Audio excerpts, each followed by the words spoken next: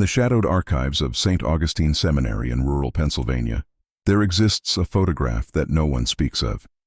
12 young men in pristine white vestments, their faces radiant with faith, standing before an altar that would become their tomb. The date inscribed on the back reads May 15, 1847, the day these seminarians are to be ordained as priests. Not one of them ever said their first Mass. No Tony of them was ever seen alive again after that photograph was taken. For over a century and 70 years, the Catholic Church has maintained that the entire ordination class of 1847 died in a tragic fire that consumed the seminary's east wing. But the charred remains of the building tell a different story. One that involves 13 sets of footprints leading into the chapel basement and only one leading out. The church sealed the basement permanently in 1848, claiming structural damage. They've never allowed anyone inside since. What really happened to those 12 young priests remains one of the most carefully guarded secrets in American Catholic history, buried beneath layers of official silence and deliberate misdirection. Before we continue with the story of what the Church has hidden for nearly 2 centuries, this channel isn't for everyone, only for the bravest souls who dare to uncover the truth behind history's darkest mysteries. If you have the courage to face what others fear to know, subscribe now and tell us in the comments what state you're listening from. Let's discover together what really happened to those 12 souls who vanished on the night they were meant to serve God. But to understand the true horror of what occurred at Saint Augustine Seminary, we must first journey back to a time when faith and fear walked hand in hand through the Pennsylvania wilderness. The year 1847 found the small town of Millbrook, Pennsylvania. Nestled in the rolling hills 40 miles west of Philadelphia, a community of barely 300 souls bound together by shared struggle and unwavering Catholic faith. Founded by Irish immigrants fleeing the potato famine, Millbrook existed as a pocket of Catholicism in a predominantly Protestant region where anti-Catholic sentiment ran as deep as the mountain streams that fed their modest farms. Saint Augustine Seminary stood like a fortress of faith on the town's eastern edge, its imposing Gothic stone walls rising 3 stories above the surrounding countryside. Built in 1823 by Bishop Francis Kenrich himself, the seminary served as the training ground for priests destined to serve the growing Catholic population across Pennsylvania's frontier. The building's architecture spoke of permanence and divine purpose. Thick limestone walls, soaring arched windows, and a bell tower that could be heard for miles across the valley. The seminary's reputation extended far beyond Pennsylvania's borders. Young men from across the eastern United States came to study under the guidance of Father Superior Marcus Whitmore, a brilliant theologian who had trained at the prestigious seminary of Saint-Sulpice in Paris. Father Whitmore demanded absolute dedication from his seminarians, believing that only through complete surrender to God's will could a man become worthy of the priesthood. His methods were rigorous, some whispered harsh, but they produced priests of exceptional faith and discipline. The class of 1847 represented the cream of American Catholic youth, 12 young men aged between 22 and 28, who had completed their 6 years of study with distinction. Their names were inscribed in the seminary's Golden Book. Michael O'Brien from Boston, Thomas Kellerman from Baltimore, Patrick Murphy from New York, James Fitzgerald from Philadelphia, and 8 others whose families had sacrificed everything to see their sons serve God. Among them stood out Francis Benardetto, the son of Italian immigrants who had settled in Pittsburgh. At 24, Francis possessed an intellectual brilliance that impressed even Father Whitmore. He spoke 5 languages fluently, had memorized vast portions of Scripture, and demonstrated a theological understanding that seemed to transcend his years. His fellow seminarians looked to him as their natural leader, and many believed he would one day become a bishop. The seminarians lived in Spartan cells on the 2nd floor of the East Wing, rising each morning at 4 for lauds, followed by meditation, Mass, breakfast, and 8 hours of study. Their days ended with complaint at 9, after which the great silence began. No word was to be spoken until the following morning's prayers. This rhythm had governed their lives for 6 years, preparing them for the sacred responsibility of shepherding souls. But in the weeks leading up to their ordination, something had begun to change within the seminary's walls. The seminarians spoke in whispers of strange dreams that visited them nightly. Visions of a 13th figure dressed in black vestments standing at the altar during their future ordination ceremony. They described the figure's face as obscured by shadow, but its presence filled them with a mixture of terror and inexplicable attraction. Father Whitmore had noticed their increasing restlessness. During their final examinations, several seminarians had given answers that troubled him deeply. When asked about the nature of sacrifice, Francis Benedetto had spoken not of Christ's sacrifice on the cross, but of the greater sacrifice that opens the door to true understanding. When questioned about obedience, Thomas Kellerman had replied that obedience to God sometimes requires disobedience to man. The other faculty members, Father Jonathan Mills, Father David Brennan, and Father Peter Kowalski, had expressed their own concerns to Father Whitmore. The seminarians had been discovered in the chapel at unusual hours, kneeling in prayer formation around a circle drawn in ash on the floor. When confronted, they claimed to have no memory of how they came to be there. Their explanation was always the same. They had been called to pray by a voice that spoke in their dreams. As May 15th approached, the entire town of Millbrook prepared for the ordination ceremony. It would be the largest such event in the region's history, with Bishop Kendrick himself traveling from Philadelphia to perform the sacred ritual. Families from across the eastern seaboard had already begun arriving, filling the town's modest inn and staying with local families who opened their homes to the visitors.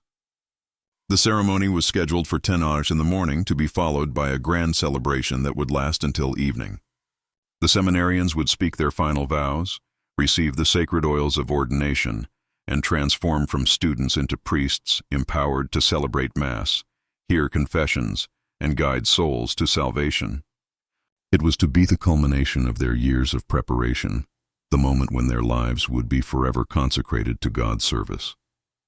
But on the night of May 14th, as the seminarians knelt for their final evening of prayer before ordination, none of them could have imagined that they were about to become part of a mystery that would haunt the Catholic Church for generations to come. The evening of May 14, 1847 began like any other in the life of Saint Augustine Seminary. The seminarians had completed their final examinations and spent the afternoon in quiet reflection, preparing their souls for the sacred transformation that awaited them with the dawn. As darkness settled over the Pennsylvania countryside, the familiar rhythm of Compline echoed through the stone corridors, marking the beginning of what should have been their last night as students. Father Whitmore conducted the evening prayers with particular solemnity, his voice carrying extra weight as he blessed the 12 young men who would soon join the ranks of the priesthood. The seminary's chapel, lit by dozens of candles, cast dancing shadows across the ancient stones as the seminarians knelt in their usual formation.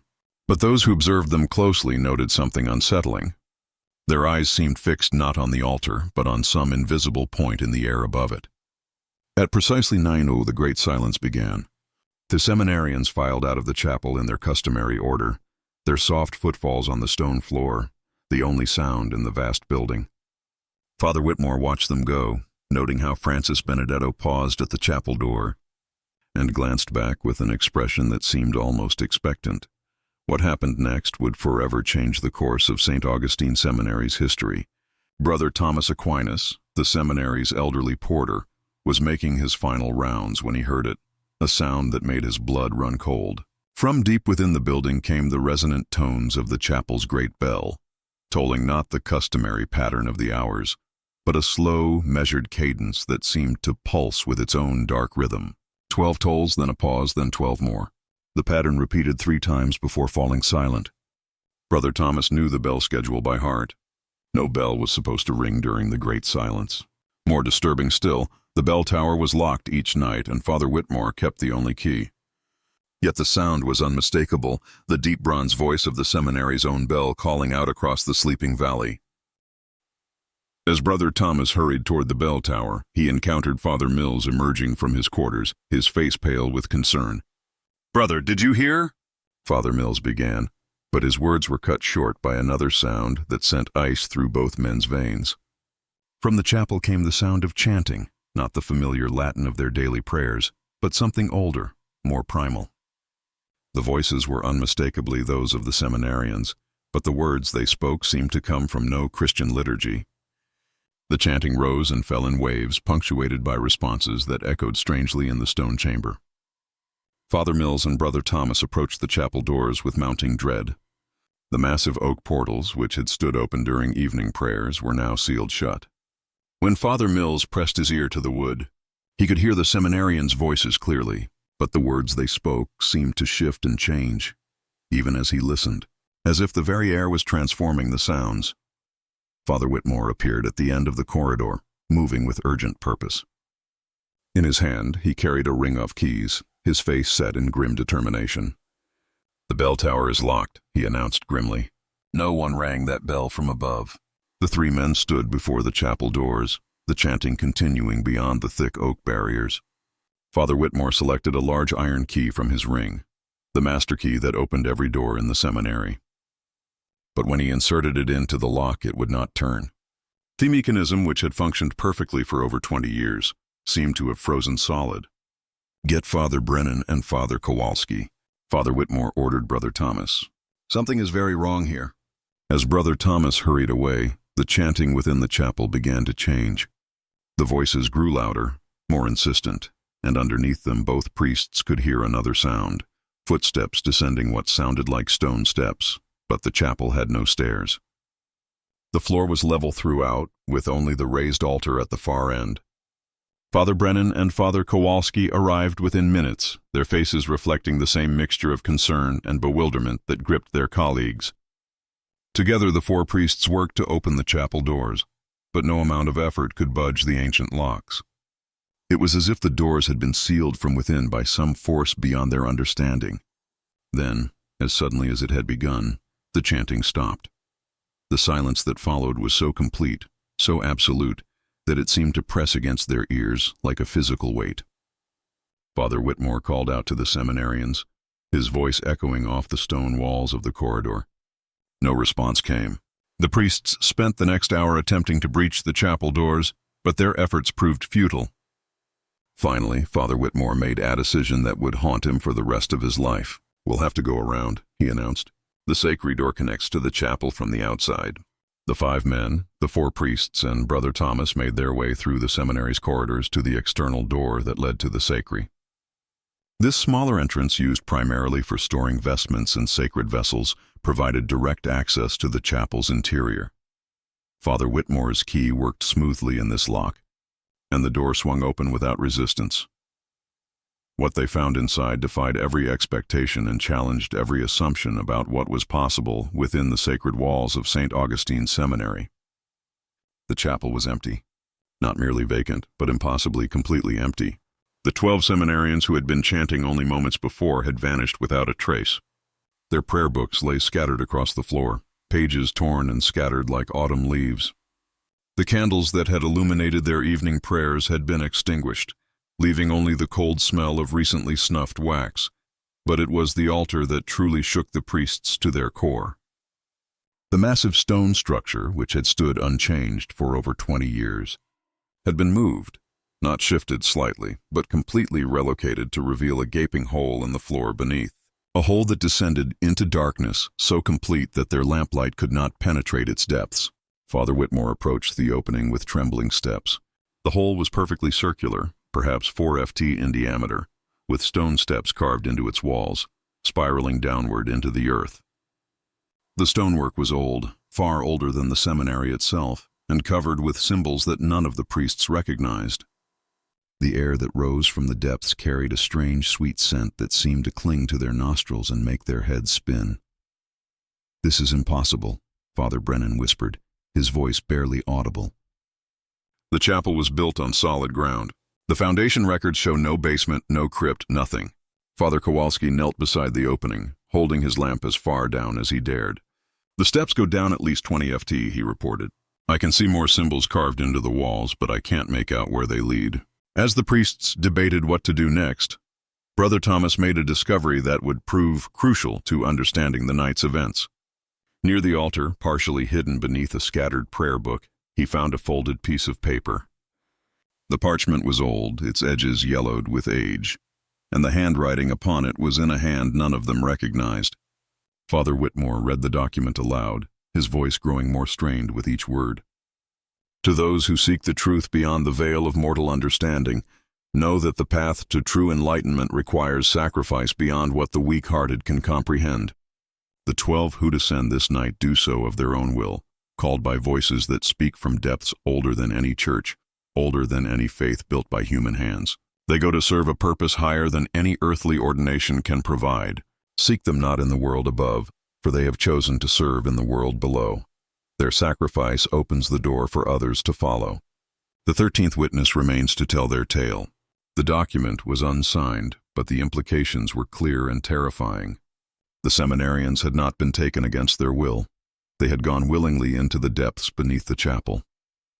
But who or what had called them there, and who was the 13th witness mentioned in the note? Father Whitmore folded the parchment carefully and placed it in his vestment pocket. "We must search the opening," he announced, though his voice betrayed his reluctance. "If there's any chance they're still alive," but before any of them could make the descent, a new sound echoed from the depths below. The sound of stone grinding against stone as if massive blocks were shifting into place. The priests watched in horror as the opening began to close, the stone steps disappearing section by section as some mechanism sealed the passage from below. Within minutes, the hole was completely covered by what appeared to be solid stone floor. The altar had somehow moved back into its original position, and the chapel looked exactly as it had before the night's events began. If not for the scattered prayer books and the lingering sweet scent in the air, the priests might have believed they had experienced some shared delusion. But the seminarians were gone. Young men who had been preparing for ordination had vanished without a trace, leaving behind only questions that would torment Saint Augustine Seminary for generations to come. As dawn broke over the Pennsylvania countryside, the bells of Saint Augustine Seminary remained silent. There would be no ordination ceremony that day, no celebration of new priests joining the ranks of the faithful. Instead, there would be only the beginning of a cover-up that would span more than a century and 70 years. The families and guests who had traveled from across the eastern seaboard to witness the ordination were told that a tragic fire had claimed the lives of all 12 seminarians during the night. The east wing of the seminary was indeed set ablaze later that morning, destroying any evidence of the night's true events. Official records would show that the young men had been trapped in their dormitory and overcome by smoke, their bodies consumed by the flames. But those who knew the truth, the 4 priests and Brother Thomas, would carry the weight of that night's events for the rest of their lives. They had witnessed something that challenged every foundation of their faith, something that suggested the existence of forces and purposes beyond the scope of Christian understanding. And somewhere in the depths beneath Saint Augustine Seminary, in chambers that predated the arrival of Christianity in the New World, 12 young men who had once prepared to serve God were beginning their service to something far older and far more demanding than any earthly church. The official investigation into the fire at Saint Augustine Seminary lasted exactly 3 days. Church officials from Philadelphia arrived within hours of the reported tragedy, their black carriages creating a solemn procession through the streets of Millbrook. They examined the charred remains of the East Wing, took statements from the surviving faculty, and issued their final report with an efficiency that seemed almost rehearsed. The report concluded that a lamp had been knocked over in one of the dormitory rooms, igniting the building's aged wooden fixtures. The seminarians had been trapped by smoke and flames, their bodies so completely consumed that no remains could be recovered. The tragedy was ruled an accident, the result of negligence during the young men's final night of preparation. But Father Whitmore and his colleagues knew the truth was far more complex and infinitely more disturbing. In the weeks following the fire, the seminary's atmosphere changed dramatically. The remaining students, those in their earlier years of study, spoke in hushed tones about dreams that visited them nightly. They reported seeing 12 figures in white vestments walking the corridors after midnight, always moving toward the chapel but never arriving. The dreams always ended the same way, with the sound of stone grinding against stone and a voice calling from depth that seemed to extend beyond the physical world. Father Whitmore began experiencing his own visions. Each night as he knelt for his private prayers, he would see Francis Benedetto standing at the altar of the chapel, his face serene, but his eyes reflecting a knowledge that seemed to transcend human understanding. The apparition would gesture toward the floor where the opening had appeared, and Father Whitmore would hear, not with his ears, but with his mind, the words, "The door remains open for those who truly seek." The chapel itself became a source of constant unease. During daily mass, the priest would notice that the altar seemed to shift slightly, as if the stone beneath it was settling. The sweet scent that had risen from the depths would return at random times, usually during moments of particular solemnity. Several times, brothers and faculty members reported hearing faint chanting echoing from the chapel during the night hours, always in that same unknown language the seminarians had spoken. Brother Thomas, whose porter duties required him to make rounds throughout the building, began to document strange occurrences with obsessive detail. His private journal, which would later be discovered in the seminary archives, recorded phenomena that defied rational explanation: footsteps in empty corridors, doors that opened and closed without cause, and most disturbing of all, the periodic appearance of 13 shadows in the chapel when only 12 candles were lit. The number 13 began to appear with unsettling frequency throughout the seminary. Students would count 13 stations of the cross instead of the traditional 14. 13 candles would appear on the altar despite careful inventory showing only 12. Most disturbing of all, 13 places would sometimes be set in the refectory, though only 12 people were expected for meals. Father Mills, who'd served as the seminary's librarian for over 15 years, made a discovery that shed new light on the night's events. While cataloging books in the theological section, he found a volume that had not been there before, a leather-bound manuscript written in Latin with extensive annotations in what appeared to be Francis Benedetto's handwriting. The book, titled Demi Mysterious, Antiquus on Ancient Mysteries, contained detailed descriptions of pre-Christian religious practices that had supposedly been practiced by indigenous peoples long before European settlement. The text suggested that certain sacred sites retained spiritual power that could be accessed through specific rituals and sacrifices. Most chilling of all, the manuscript included architectural diagrams that showed underground chambers beneath religious buildings, chambers designed to facilitate contact with entities that existed beyond the physical world. Father Mills brought the book to Father Whitmore, who examined it with growing horror. The annotations in Francis Benedetto's hand revealed that the young seminarian had been studying these ancient practices for months, possibly years. His notes suggested that he had come to believe that true spiritual enlightenment required embracing powers and knowledge that the Christian Church had deliberately suppressed. More disturbing still were the personal letters that Father Mills discovered hidden within the book's pages, written by Francis to his fellow seminarians. The letters revealed a growing conviction that their ordination was not an end but a beginning, a preparation for a far greater service than the Catholic Church could offer. The letter spoke of the old ways and the true path to divine understanding, suggesting that the seminarians had been planning their descent into the depths for months. The final letter, dated just 3 days before the ordination ceremony, contained a passage that made Father Whitmore's blood run cold. "The 13 who serve below have waited centuries for successes. We 12 have been chosen to join them to become the bridge between the world of light and the world of shadow. Our earthly ordination would bind us to serve man's limited understanding of God. Our true ordination will bind us to serve forces that shaped the world before man drew breath." As winter settled over the Pennsylvania countryside, the strange events at Saint Augustine Seminary began to affect the surrounding community. Local farmers reported that their livestock refused to graze in fields that faced the seminary, and several families claimed that their children had begun speaking in their sleep, using words that sounded like the ancient language heard in the chapel. The town's physician, Dr. Samuel Richardson, documented an unusual number of cases involving disturbing dreams and night terrors among Millbrook's residents. His private notes described patients who reported identical visions. 12 young men in white vestments descending stone steps, followed by a 13th figure whose face remained shrouded in shadow. But perhaps the most disturbing development was the change in Father Whitmore himself. The priest, who had once been known for his intellectual rigor and unwavering faith, began to exhibit signs of profound spiritual distress. He would spend hours alone in the chapel, kneeling on the spot where the opening had appeared, his lips moving in what appeared to be prayer, but which those who listened closely recognized as repetition of the same ancient syllables the seminarians had chanted. Father Brennan, growing increasingly concerned about his superior's mental state, began to keep his own secret journal. His entries reveal a man struggling to reconcile his faith with experiences that challenged every theological foundation he had ever accepted. He wrote of finding Father Whitmore in the chapel at impossible hours, apparently deep in conversation with invisible presences.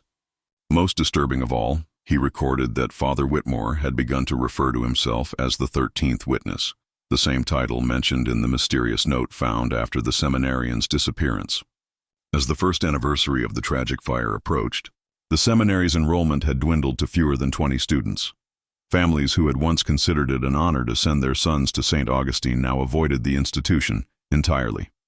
Rumors spread throughout the Catholic communities of Pennsylvania about the cursed seminary where young men disappeared and strange voices echoed through the night. Church officials in Philadelphia began to discuss the possibility of closing Saint Augustine Seminary permanently. The building had become a liability, a source of scandal and supernatural speculation that threatened to undermine the Church's authority in the region. But before any final decision could be made, an event occurred that would forever change the course of the seminary's history and reveal the true extent of the horror that had taken root beneath its foundations. The event began with a letter that arrived at the seminary on the morning of May 14, 1848, exactly 1 year after the seminarians' disappearance. The envelope bore Norturn address, and the handwriting was elegant but unfamiliar to any of the faculty. Father Whitmore opened it with trembling hands, his face growing pale as he read the contents aloud to his assembled colleagues. The letter that arrived on that gray May morning contained only a few lines, but their implications would shatter whatever remained of the seminary's peace.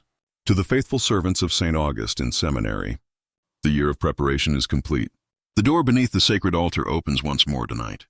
The 13th witness must choose. Remain in the world of light and watch your flock scatter like leaves before the wind, or descend to join those who serve the deeper truth. The choice has always been yours, Marcus. The 12 who wait below call your name in voices that carry the weight of centuries. Come to us freely or watch your life's work crumble to dust. The letter was unsigned, but Father Whitmore recognized the handwriting. It was Francis Benedetto's elegant script, unchanged despite a year beneath the earth. Father Brennan, who had been watching his superior with growing concern, saw the color drain from Father Whitmore's face as he read the letter. "Marcus," he said softly, using his friend's Christian name for the first time in years. "What does it say?" Father Whitmore's response came in a voice barely above a whisper. "They're calling me home." The other priests demanded to see the letter, but Father Whitmore clutched it to his chest with desperate intensity. His eyes, which had once burned with intellectual fervor, now held the glazed look of a man who had stared too long into an abyss that had finally begun to stare back. As evening approached, the seminary's remaining students and faculty noticed a change in the building's atmosphere. The stone walls seemed to pulse with an energy that made the air itself feel thick and oppressive. The sweet scent that had appeared intermittently throughout the year now permeated every corridor, growing stronger with each passing hour. Father Kowalski, who had been documenting the seminary's decline in his private correspondence with church officials in Philadelphia, wrote his final letter that afternoon. In it, he described Father Whitmore's deteriorating condition and his growing conviction that something ancient and malevolent had taken root beneath the seminary's foundations. He ended the letter with a request for immediate assistance and a warning that the situation was spiraling beyond their control. As darkness fell over the Pennsylvania countryside, the familiar routine of evening prayers took on an ominous quality.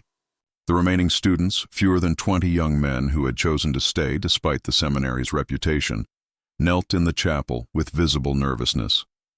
They could feel the building's anticipation as if the very stones were waiting for some momentous event. Father Whitmore conducted the prayers with an intensity that bordered on desperation.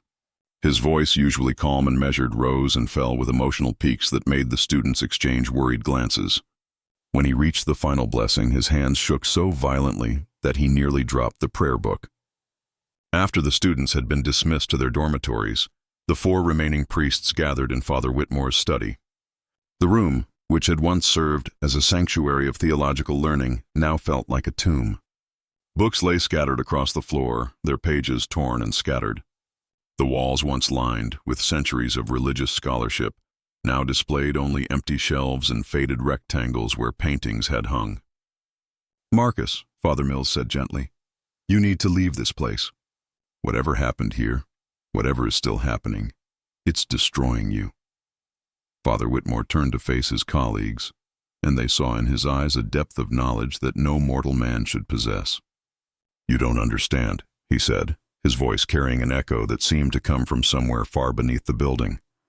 "They didn't disappear. They were chosen. They were called to serve something greater than any of us can comprehend. Listen to yourself, Father Brennan pleaded. You're talking about abandoning everything we've sworn to uphold. Our vows, our faith, our responsibility to these students. Our responsibility. Father Whitmore laughed, a sound that sent ice through his colleagues' veins. We've been teaching them to serve a diminished God. A God constrained by human understanding and limited by human fears. What lies beneath this chapel predates Christianity by millennia.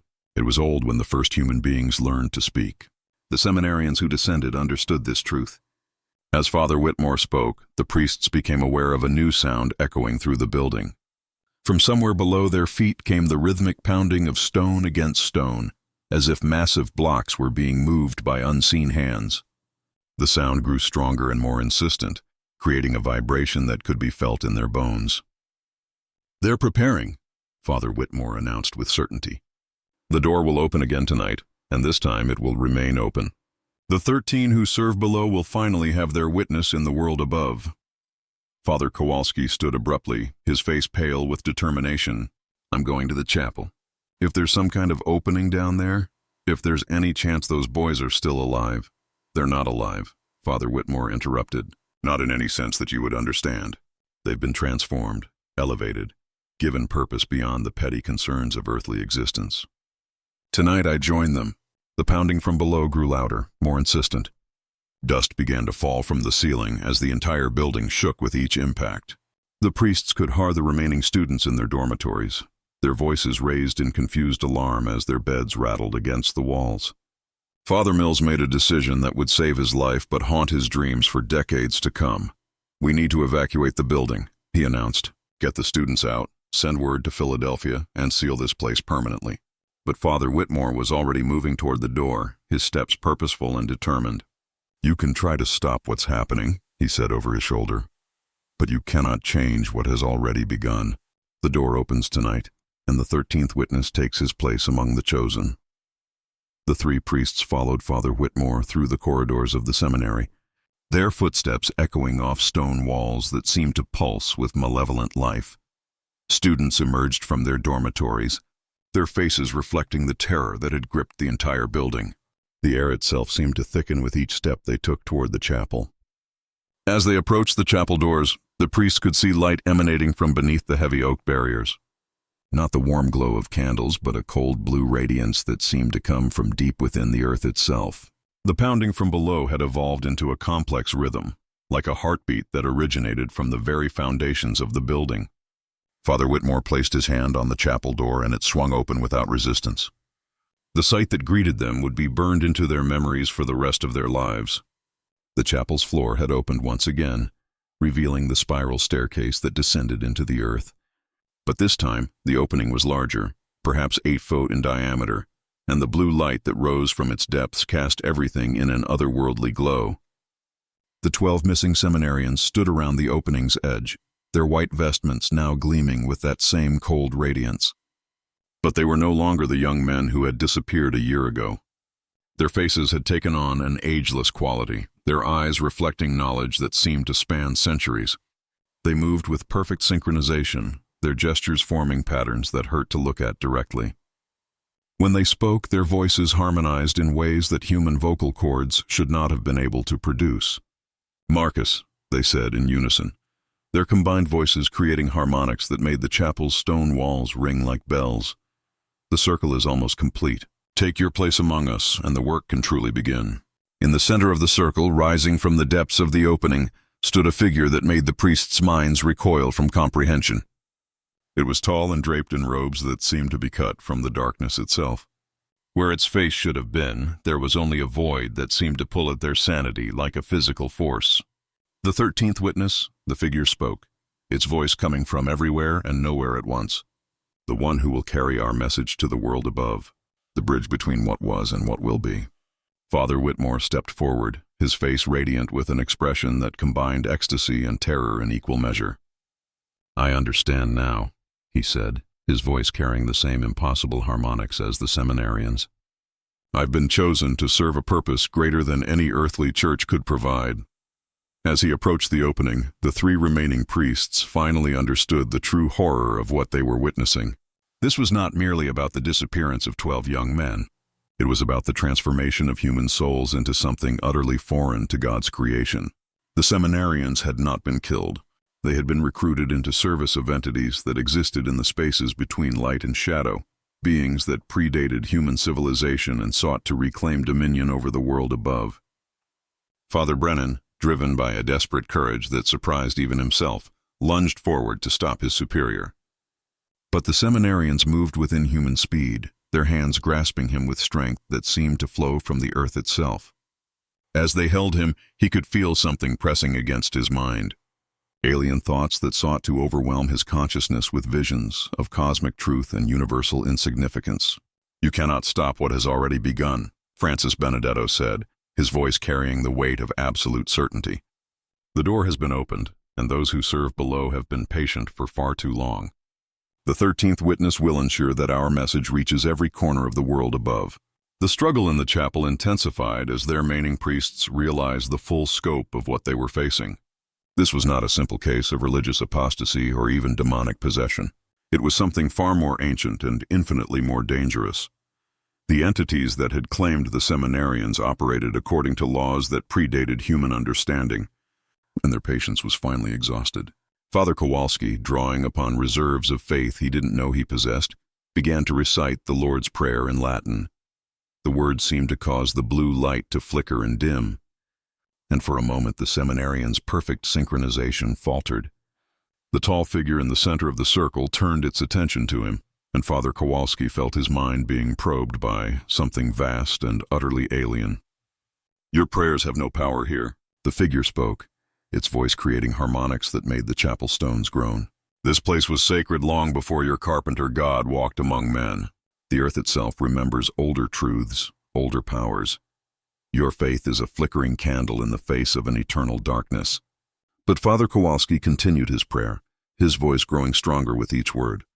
The other priests joined him, their combined voices creating a barrier of sacred sound that seemed to hold the transformed seminarians at bay. For a moment, it appeared that their faith might be enough to break whatever hold the entities had over Father Whitmore. Then Francis Benedetto spoke a single word in the ancient language, and the very air in the chapel seemed to solidify. The priests' voices died in their throats as an invisible force pressed against their lungs, making each breath a struggle. The blue light from the opening intensified, casting their shadows in impossible directions that seemed to move independently of their bodies. Father Whitmore, standing at the edge of the opening, turned to face his colleagues. One final time, his face had taken on the same ageless quality as the seminarians, but his eyes still held a flicker of the man they had known for so many years. "Tell them," he said, his voice barely recognizable as human. "Tell them that we found what we were truly seeking. Tell them that the door between worlds has been opened, and soon others will follow the path we have chosen." Father Mills, fighting against the pressure that seemed to crush his chest, managed to gasp out a single word: "Marcus, please." But Father Whitmore was already descending the stone steps, his figure growing smaller as he disappeared into the blue radiance. The seminarians began to follow, their movements creating patterns that hurt to observe directly. As each one disappeared into the depths, the pressure in the chapel grew stronger, threatening to drive the remaining priests to their knees. The tall figure in the center raised what might have been arms, and the opening began to expand. The stone floor cracked and shifted as the circle of blue light grew wider, threatening to encompass the entire chapel. The priests realized with growing horror that the entities below were not merely claiming individual souls. They were attempting to breach the barrier between their realm and the world above. Father Brennan, still held by the inhuman strength of the seminarians, felt his consciousness beginning to fragment under the assault of alien thoughts. He saw visions of vast underground cities populated by beings that had ruled the earth before humanity learned to stand upright. He witnessed ceremonies conducted in caverns that extended to the planet's core, rituals designed to tear holes in reality itself. Most terrifying of all, he saw the future they were working toward, a world where the boundaries between dimensions had been permanently shattered, where creatures of shadow walked freely among men. Just when it seemed that the priest's sanity would be completely overwhelmed, an unexpected salvation arrived. Brother Thomas, who had been awakening the students and preparing them for evacuation, burst into the chapel carrying a large wooden cross that had hung in the seminary's main corridor for over 20 years. The cross had been carved from wood taken from a tree that allegedly grew on the site where St. Patrick had converted the Irish to Christianity. The moment Brother Thomas crossed the chapel's threshold, the blue light flickered and dimmed. The seminarians' hold on Father Brennan loosened, and the crushing pressure in the air began to ease.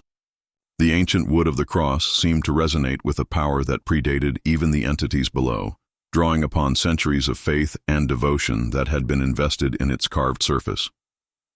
"The old wood remembers older truths," Brother Thomas said, his voice carrying surprising authority.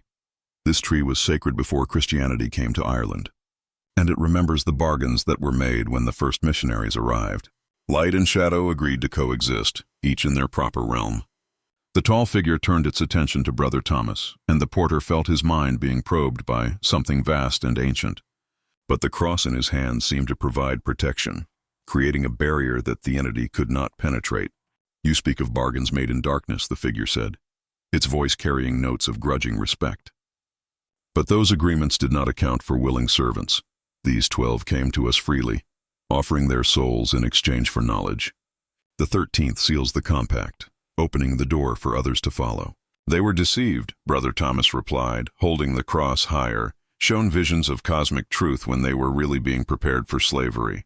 "The door you seek to open will bring only darkness to the world above." The seminarians who had been moving toward the opening with mechanical precision suddenly stopped. For the first time since their transformation, their faces showed individual expressions, confusion, doubt, and what might have been remembered humanity. Francis Benedetto's voice when he spoke carried a note of uncertainty that hadn't been there before. We chose this path," he said. But his words lacked the absolute conviction they had held moments before. "We sought truth beyond the limitations of earthly faith. You sought escape from the responsibilities of serving others." Brother Thomas countered, "True faith requires sacrifice, but not the abandonment of those who depend on your guidance. Look around you. See what your choice has brought to this place of learning and prayer." The seminarians looked toward the chapel doors where their remaining students could be seen huddled in the corridor. Their young faces reflected terror and confusion as they witnessed the cosmic horror unfolding in what should have been their sanctuary. Several were weeping, their faith shattered by events that no theological education had prepared them to understand. For a moment, the blue light from the opening flickered, as if the entities below were experiencing something they had not anticipated, doubt among their chosen servants. The tall figure's attention turned from Brother Thomas to the seminarians, and when it spoke, its voice carried notes of anger and urgent command. "The compact is sealed," it declared. "The willing sacrifice has been accepted. The door will not close until the 13th takes his place among the chosen." But Father Whitmore's voice rose from the depths of the opening, and for the first time in months it sounded entirely human. I can see what this leads to," he called, his words echoing strangely off the stone walls. "The visions they showed us, they were incomplete. This path leads not to enlightenment, but to the destruction of everything we swore to protect." The seminarians turned toward the opening, their perfect synchronization broken by their superior's words. Francis Benedetto stepped closer to the edge, his face reflecting a struggle between the alien influence that had claimed him and the remnants of his humanity.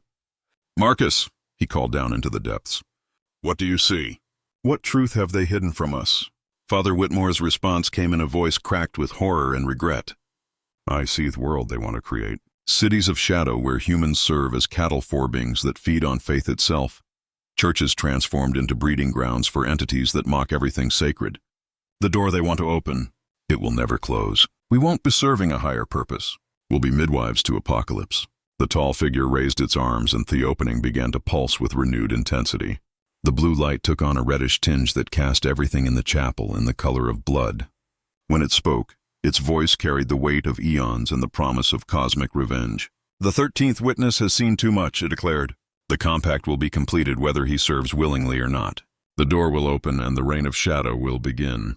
Brother Thomas felt the cross in his hands growing warm, as if responding to the entity's threat. The carved wood began to emit a soft golden light that pushed back against the blue radiance rising from the depths. When he spoke, his voice carried the authority of every prayer that had ever been offered in the chapel's sacred space. "Not while faith endures," he declared. "Not while there are those willing to stand against the darkness." The battle for the souls of the seminarians and the fate of the world above was about to reach its climax. The chapel erupted into chaos as the forces of light and shadow clashed in a conflict that transcended physical reality. The golden radiance from Brother Thomas's cross met the red-tinged blue light from the opening, creating a barrier of pure energy that split the chapel down its center. On one side stood the 3 surviving priests and the porter, their faith blazing like a beacon in the cosmic darkness. On the other, the transformed seminarians wavered between their alien masters and their remembered humanity. The tall figure in the center of the opening raised what might have been arms, and the very stones of the chapel began to shift and change. The walls elongated, stretching upward until they seemed to touch a sky that no longer resembled anything terrestrial. The ceiling became a window into depths that hurt to perceive directly, showing vistas of underground cities populated by beings that had never known sunlight. "You cannot stop what has already begun," the entity declared, its voice now coming from every stone in the building. "The compact has been sealed with willing sacrifice. The door between worlds stands open and the reign of shadow approaches." But Father Whitmore's voice rose from the depths with desperate urgency. "Francis, all of you, remember why you came here. Remember the vows you prepared to take. We sought to serve something greater than ourselves. But not this, never this." Francis Benedetto stepped closer to the opening, his face a battlefield between alien influence and human memory. "We studied the ancient texts. We sought truth beyond the limitations of doctrine. The entities below promised us knowledge, understanding of cosmic mysteries. They promised us slavery disguised as enlightenment." Father Whitmore interrupted, his voice growing stronger. "I can see their true purpose now. They don't want servants. They want anchors. Human souls to tie their realm to ours. Every person who descends these steps makes it easier for them to manifest in the world above." The remaining seminarians looked at each other with expressions that reflected their internal struggle. The alien influence that had claimed them flickered like a guttering candle as their human consciousness fought to reassert itself. Thomas Kellerman spoke first, his voice shaking with the effort of independent thought. "The dreams they sent us. Were they lies, not lies?" Came a new voice from the depths, one of the seminarians who had descended the previous year. "But in complete truths, they showed us the glory of cosmic knowledge while hiding the price. We are no longer human, no longer capable of the love and compassion that drew us to serve God. We have become echoes of ourselves, hollow vessels for alien will." The tall figure turned its attention to the depths, and when it spoke, its voice carried notes of urgent command. "Silence. The compact is sealed. The chosen serve willingly," but the voice from below continued. "We serve because we have no choice. The moment we descended these steps, our free will was forfeit. Don't let them claim you, Francis. Don't let them claim any more souls to their eternal darkness." Brother Thomas felt the cross in his hands growing warmer, its golden light intensifying until it illuminated every corner of the chapel. The sacred wood seemed to resonate with power drawn from centuries of faithful prayer, creating a barrier that held the entity's influence at bay. "The choice is still yours," he called to the seminarians. "Your souls haven't been fully claimed yet. You can still choose to serve the light instead of the darkness." Francis Benedetto looked at his fellow seminarians, seeing in their faces the same struggle he felt in his own heart. The alien influence that had seemed so compelling in the months leading up to their ordination now felt like chains made of shadow, binding them to purposes that mocked everything they had once held sacred. "What about Father Whitmore?" he asked. "What about those who have already descended?" The tall figure spoke before Brother Thomas could respond. "They are ours eternally. The compact cannot be broken. The door will remain open regardless of what you choose." But Father Whitmore's voice rose from the depths with surprising strength. "The compact was based on deception. We were not fully informed of the consequences. By the laws they themselves follow, incomplete knowledge invalidates consent." The entity's attention turned sharply toward the opening, and for the first time, its absolute confidence seemed to waver. When it spoke, its voice carried notes of uncertainty that hadn't been there before. "The chosen descended willingly. They sought knowledge and power beyond mortal understanding. We sought to serve God," Father Whitmore replied, his voice growing stronger with each word. When we discovered that your offer required abandoning that service, we had already been changed beyond our ability to refuse. That is not willing consent, that is entrament. The chapel began to shake as competing forces of cosmic law clashed within its walls. The opening in the floor flickered between the blue radiance that marked the entity's realm and something else. A soft, warm light that seemed to emanate from the earth itself, older and deeper than the alien influence. Brother Thomas understood what was happening. The entities operated according to cosmic laws that governed all supernatural interactions.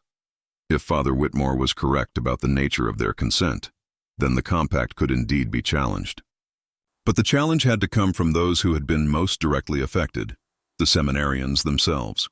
Francis, he called urgently. You and your classmates have to choose, but this time with full knowledge of what that choice means.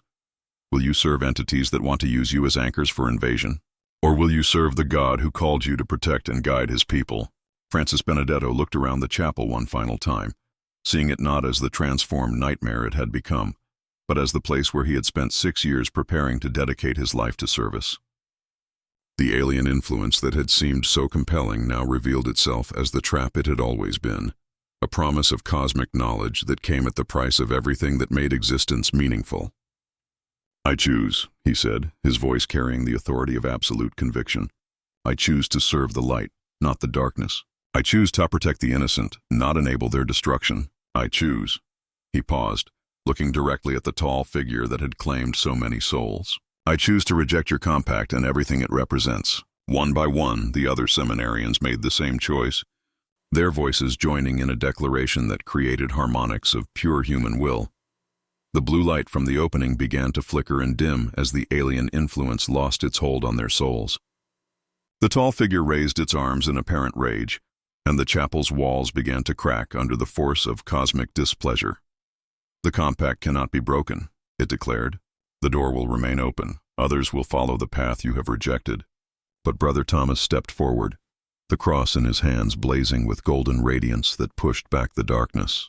The compact is broken, he declared with absolute authority. The chosen have withdrawn their consent with full knowledge of the consequences. By your own laws, they are free. The opening in the chapel floor began to change, the blue radiance giving way to something far older and more powerful. From the depths came not the alien presence that had claimed so many souls, but the voice of the earth itself. Ancient, patient, and infinitely compassionate. The door between realms will be sealed, the voice declared in words that bypassed the ears and spoke directly to the soul. The compact is indeed broken. Those who descended under false pretenses will be given the choice to return, their humanity restored. The tall figure began to fade, its form becoming translucent as its connection to the world above was severed. As it disappeared, its final words echoed through the chapel with the promise of future threat. The door may be sealed, but others will find ways to open it. The reign of shadow is inevitable. We are patient. We will wait. But its voice grew fainter with each word until it disappeared entirely, leaving only the warm golden light that filled every corner of the chapel. From the opening came the sound of footsteps on stone stairs. Not the mechanical procession of the transformed, but the hesitant steps of human beings choosing to return to the light. Father Whitmore emerged first, his face bearing the marks of his ordeal, but his eyes clear and human once more. Behind him came the 12 seminarians who had descended the previous year, their white vestments no longer gleaming with alien radiance, but simply the cloth of young men who had faced ultimate darkness and chosen to reject it. The dawn of May 15, 1848 broke over Saint Augustine Seminary like a blessing after the longest night in the institution's history. The chapel, which had been a battleground between cosmic forces just hours before, now appeared exactly as it had for over 20 years. The floor was solid stone, with no trace of the opening that had led to realms of shadow. The altar stood in its proper place, unmarked by the supernatural forces that had moved it. Only the lingering scent of something indefinably clean and pure gave any indication of the momentous events that had transpired. Father Whitmore knelt before the altar, his hands clasped in prayer that came from the depths of a soul that had journeyed to the edge of damnation and found its way back to grace. The 12 seminarians who had been lost for an entire year knelt beside him, their faces reflecting the complex mixture of gratitude and sorrow that comes from surviving something that should have destroyed them utterly. Brother Thomas stood at the chapel's entrance, still holding the carved cross that had proven to be their salvation. The ancient wood had returned to its normal appearance, but he could feel the power that resided within it, not alien or otherworldly, but deeply, fundamentally human. It was the accumulated faith of centuries, the prayers of countless souls who had sought comfort and guidance in their darkest hours. The students who had witnessed the night's events huddled in the corridor beyond, their young faces reflecting confusion and fear that would take years to fully process. They had seen their faith tested in ways that no theological education could have prepared them for. But they had also seen that faith triumph over forces that sought to corrupt and destroy it. Father Mills, Father Brennan, and Father Kowalski gathered around their superior, their relief evident in every gesture. They had watched Father Whitmore walk voluntarily into damnation, and now they could hardly believe that he stood among them once more, his humanity restored and his faith stronger than ever. How do we explain this? Father Brennan asked quietly. How do we tell the church hierarchy what really happened here? Father Whitmore looked up from his prayers, his eyes clear and purposeful. We tell them the truth, he said simply. All of it. The entities that sought to use our seminary as an anchor point for invasion. The seminarians who were deceived into believing they were serving a higher purpose. The cosmic laws that govern supernatural contracts, everything. And if they don't believe us, Father Kowalski asked, then we'll show them the evidence. Father Whitmore replied, gesturing toward a leather-bound journal that lay on the altar. The book had appeared when the seminarians emerged from the depths, its pages filled with detailed accounts of their experiences in the realm below. Francis and his classmates have documented everything they saw and experienced. The underground cities, the entities that rule there, the cosmic laws that govern their interactions with our world. It's all there. Francis Benedetto, who had been silent since his return from the depths, finally spoke. We saw what they wanted to do to our world, he said, his voice carrying the weight of experiences that had aged him beyond his years. The entities below don't seek to destroy humanity outright. They want to transform it to make us willing servants in a cosmic order that denies everything sacred and beautiful about existence. Oh, they showed us visions of the future they were working toward. Thomas Kellerman added, cities where humans lived in constant fear, where faith itself had been corrupted into a tool of oppression and despair. They wanted to use our seminary as a template, a place where future priests would be trained to serve their purposes instead of God's. Brother Thomas set the cross carefully on a nearby pew and approached the group of priests and seminarians. The question now is what we do with this knowledge. Do we close the seminary and pretend none of this happened? Do we relocate and start fresh somewhere else? Or do we stay and ensure that what happened here never happens again? Father Whitmore stood, his decision already made. We stay, he declared. This place has been tested by forces that sought to corrupt it, and it has emerged stronger. The entities below chose this location because it sits on ground that was sacred long before Christianity arrived in the New World. That sacredness protected us when our faith alone might not have been enough. But the students, Father Mills protested. Their families will never trust us again. The reputation of this place will be rebuilt through our actions, Father Whitmore interrupted. We'll be more careful about who accept as seminarians. We'll study the warning signs that led to Francis and his classmates being vulnerable to alien influence. We'll teach future priests not just theology and doctrine, but how to recognize and resist supernatural threats that seek to corrupt the church from within. Francis Benedetto looked at his former superior with something approaching awe. You want us to stay after what we did? What we almost caused? You were deceived, Father Whitmore replied gently. Shown partial truths and to believe that abandoning your earthly responsibilities would lead to greater service. The entities below are masters of manipulation, able to make the darkest choices seem like acts of divine inspiration. Your mistake was in believing that true faith requires abandoning the world instead of serving it. The conversation was interrupted by the sound of carriages approaching the seminary. Through the chapel windows, they could see a procession of black vehicles making their way up the hill. Church officials from Philadelphia, no doubt responding to Father Kowalski's urgent letters. Bishop Kendrick himself sat in the lead carriage, his face grave with concern. They're here sooner than expected, Father Brennan observed. Good, Father Whitmore replied. The sooner we tell them what really happened, the sooner we can begin the work of rebuilding.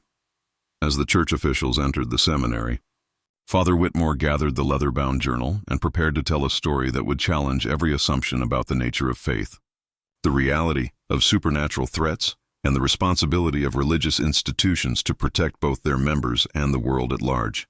The investigation that followed lasted 3 weeks and involved theologians, historians, and even representatives of the Vatican's most secretive departments. The evidence presented by Father Whitmore and the returned seminarians was exhaustive and undeniable.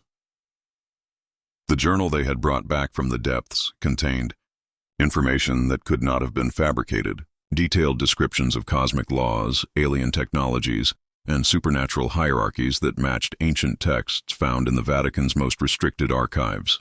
In the end, the Church made a decision that would affect Catholic institutions throughout the United States. Saint Augustine Seminary would remain open, but it would be transformed into something new, a training ground not just for priests, but for those called to defend the faith against supernatural threats. The curriculum would include studies in comparative mythology, cosmic law, and the recognition of alien influences that sought to corrupt religious institutions. The 12 seminarians who had been lost for a year chose to continue their studies, but their ordination was delayed by 2 additional years while they underwent intensive counseling and retraining. They had seen too much, experienced too much to simply return to the traditional path of priestly service. Instead, they would become specialists in identifying and countering supernatural threats to the Church. Francis Benedetto, whose intellectual brilliance had made him a target for the entities below, devoted himself to creating a comprehensive guide for recognizing alien influence. His work would eventually be distributed to seminaries throughout the Catholic world, helping to prevent future incidents like the one that had nearly destroyed Saint Augustine. Brother Thomas was elevated to Father Thomas and placed in charge of the seminary's new Department of Supernatural Defense. The carved cross that had saved them all was enshrined in a place of honor, its power serving as both protection and reminder of the faith that had triumphed over cosmic darkness. As the years passed, Saint Augustine Seminary developed a reputation as the most secure religious institution in the United States. Stories spread throughout Catholic communities about the priests who had faced ultimate darkness and emerged with their faith stronger than ever. Young men who felt called to defend the Church against supernatural threats applied to study there, creating a new generation of clergy equipped to handle threats that ordinary theological education could never address. Father Whitmore continued to serve as the seminary superior until his death in 1889. His final words, according to Father Benedetto, who was present at his bedside, were, "The door remains sealed, but vigilance is eternal. Tell them never to forget what we learned. That faith without knowledge is vulnerability, and knowledge without faith is corruption." The basement beneath the chapel remained sealed, but it was no longer empty. Church architects had filled it with blessed concrete and installed a series of monitoring devices that would detect any attempt to reopen the passage to the depths. The readings from these devices, checked daily by members of the Department of Supernatural Defense, showed no unusual activity for over 50 years. But in 1899, exactly 52 years after the original incident, the monitors detected something that made Father Benedetto, now the seminary's superior, call for immediate assistance from Rome. The reading showed not an attempt to reopen the passage, but something far more disturbing. A message transmitted through cosmic frequencies that no earthly technology should have been able to detect. The message was brief but chilling. The compact may be broken, but the work continues. Others have learned from your resistance. New doors will be opened in places where vigilance has grown weak. The reign of shadow approaches through paths you have not considered. This discovery led to the creation of a global network of institutions dedicated to monitoring and countering supernatural threats to religious organizations. The lessons learned at Saint Augustine Seminary spread throughout the Catholic Church and beyond, creating an invisible army of defenders who stood guard against forces that sought to corrupt faith itself. Today, more than a century and 70 years after the events of 1847, Saint Augustine Seminary still stands on its hill in Pennsylvania. The building houses a theological college that trains priests in traditional doctrine, but it also serves as the headquarters for an organization that few people know exists. The Collegium Defensorum Fide, the College of Faith's Defenders, the chapel where cosmic forces once clashed, remains in use for daily mass and special ceremonies. Visitors often comment on the sense of peace that pervades the space, unaware that they are standing on ground where human faith once triumphed over alien corruption. The altar beneath which lay the door to otherworldly realms bears a simple inscription that few people notice: faith tested and fire burns brighter. The story of the 12 seminarians who descended into darkness and returned to light serves as both warning and inspiration for those called to defend faith against supernatural threats. It reminds us that the greatest dangers to religious institutions come not from external persecution, but from internal corruption, from those who would use sacred spaces and trusted positions to serve purposes that mock everything religion is meant to protect. But it also reminds us that faith, when properly understood and courageously applied, has the power to triumph over any darkness. The entities that sought to claim Saint Augustine Seminary represented forces older than human civilization, armed with knowledge that spanned cosmic ages. Yet they were defeated by the simple courage of ordinary men who chose to serve light instead of shadow, truth instead of deception, love instead of power. The basement beneath Saint Augustine Seminary remains sealed to this day, its concrete barriers monitored by technology that bridges the gap between science and faith. The readings show no unusual activity, suggesting that the door to the depths remains permanently closed. But those who work in the Department of Supernatural Defense know that vigilance is the price of spiritual freedom, and that the forces of darkness are always seeking new ways to corrupt and claim human souls. In the end, the story of the priests who never said their first Mass serves as a reminder that faith is not passive acceptance, but active resistance to everything that seeks to diminish or corrupt it. The 12 young men who were prepared to serve God in traditional ways instead became warriors in a cosmic battle that most people never realize is being fought. Their ordination came not in a ceremony of pageantry and celebration, but in firmament. They chose to reject alien promises and return to the light that had called them in the first place. This mystery shows us that the greatest threats to faith come not from those who openly oppose it, but from those who would corrupt it from within, transforming sacred institutions into tools of spiritual slavery. Yet, it also demonstrates that faith, properly understood and courageously applied, possesses power that transcends any earthly understanding. What do you think of this story? Do you believe that such cosmic battles between light and darkness continue in places where vigilance has grown weak? Leave your comment below sharing your thoughts about faith, sacrifice, and the hidden defenders who stand guard against supernatural threats. If you enjoyed this tale of cosmic horror and religious mystery, subscribe now and hit the notification bell to never miss stories that explore the darkest corners of religious history. Share this video with someone who appreciates mysteries that challenge our understanding of faith and reality. Remember, this channel is only for those brave enough to face truths that others fear to acknowledge. See you in the next investigation into the mysteries that history has tried to forget.